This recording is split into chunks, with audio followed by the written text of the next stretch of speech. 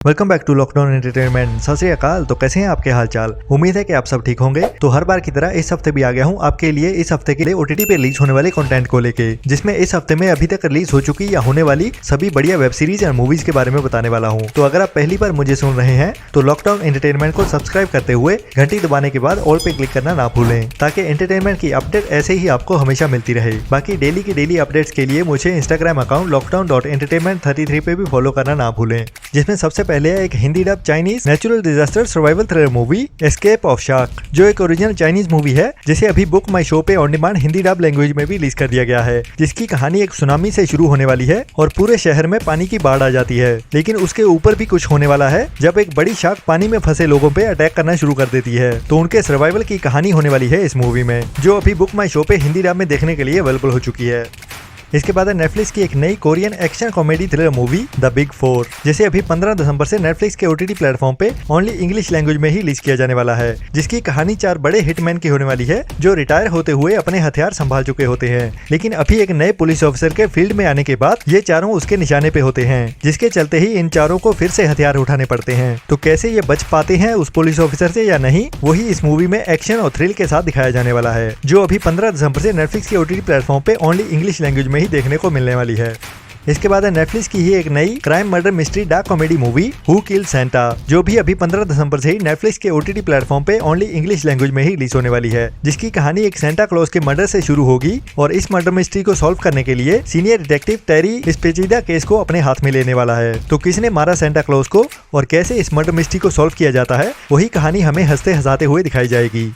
इसके बाद है डिज्नी प्लस की एक नई action adventure mystery thriller web series National Treasure Age of History, जिसे भी अभी 15 दिसंबर से ही डिज्नी प्लस के ओटीटी प्लेटफॉर्म पे ओनली इंग्लिश लैंग्वेज में ही रिलीज किया जाने वाला है, जिसकी कहानी जेस वेलेंजुएला नाम की लड़की की होने वाली है, जो 20 साल की उम्र में सपनों में खोई रहने वाली लड़की है और अपनी फैमिली हिस्ट्री को जानने के लिए अपने फ्रेंड्स के साथ एक नए मिशन पे जाने वाली है, जिसके दौरान ही उसे एक हिस्टोरिकल लॉस्ट ट्रेजर भी मिलने वाला है। बाकी क्या ट्रेजर मिलता है और कैसी उनकी जर्नी रहती है, उसी कहानी को एक्शन एडवेंचर और मिस्ट्री के साथ दिखाया जाने वाला है इस वेब सीरीज में, जिसके पहले 2 एपिसोड रिलीज किए जाएंगे। बाकी हर हफ्ते एक एक करके एपिसोड इसके देखने को मिलने वाले हैं।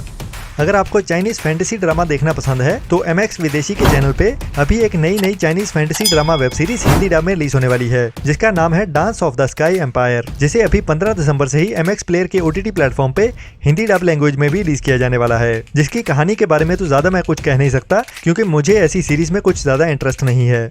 इसके बाद है एक नई हरियाणवी एक्शन मसाला क्राइम थ्रिलर मूवी डीजे वाले बाबू, जिसे अभी 16 दिसंबर से चौपड़ के ओटीटी प्लेटफॉर्म पे ओनली हरियाणवी लैंग्वेज में ही रिलीज किया जाने वाला है। लेकिन हरियाणवी लैंग्वेज भी हिंदी के साथ मिलती जुलती ही है, तो इससे कोई ज्यादा फर्क नहीं पड़ने वाला। तो सभी इंडियन ऑडियंस इस मूवी को देखते हुए अच्छे से समझ सकती है, जिसकी कहानी तो कई मूवीज के जैसे सिमिलर सी होने वाली है, लेकिन स्क्रीन प्ले कैसा होगा वही बात हर मूवी में अलग होती है। बाकी आप देखिए और डिसाइड कीजिए आपको इस मूवी को पूरा देखना है या नहीं।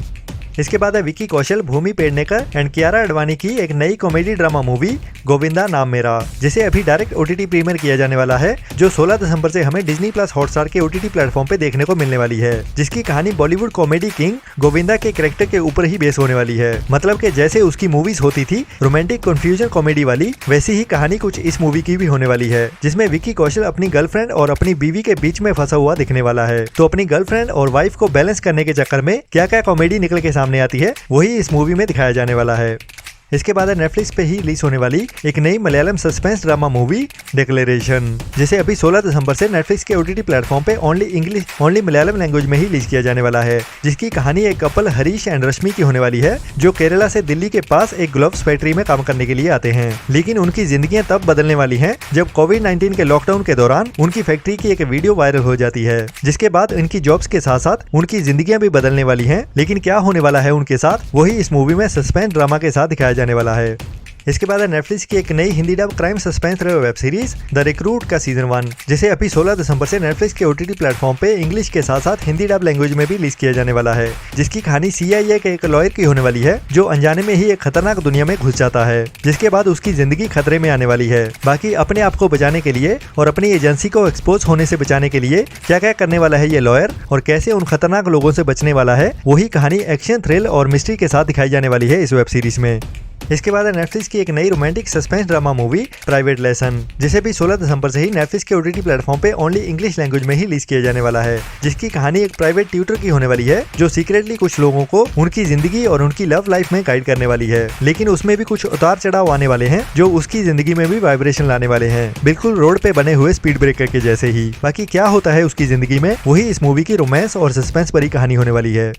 इसके बाद है नेटफ्लिक्स की एक नई superhit true crime documentary web series Indian predator का next part beast of Bangalore, जिसे भी अभी 16 दिसंबर से ही नेटफ्लिक्स के ओटीटी प्लेटफॉर्म पे कई इंडियन लैंग्वेजेस के साथ साथ हिंदी डब में भी रिलीज किया जाने वाला है, जिसकी कहानी बेंगलोर की सड़कों पे खौफ फैलाने वाले एक क्रिमिनल की होने वाली है जो बेंगलोर के खेतों में लड़कियों को उठा लेता था, और जब पुलिस सुरागों का पीछा करते हुए उसके ठिकाने तक पहुंची तो शौक रह गई जब उसे लड़कियों के बहुत सारे अंडरगारमेंट्स मिले। बाकी क्या थी वो पूरी शॉकिंग कहानी, वही इस सीरीज में पूरी डिटेल के साथ असली इंटरव्यूज एंड असली वीडियो फुटेज के साथ दिखाई जाने वाली है।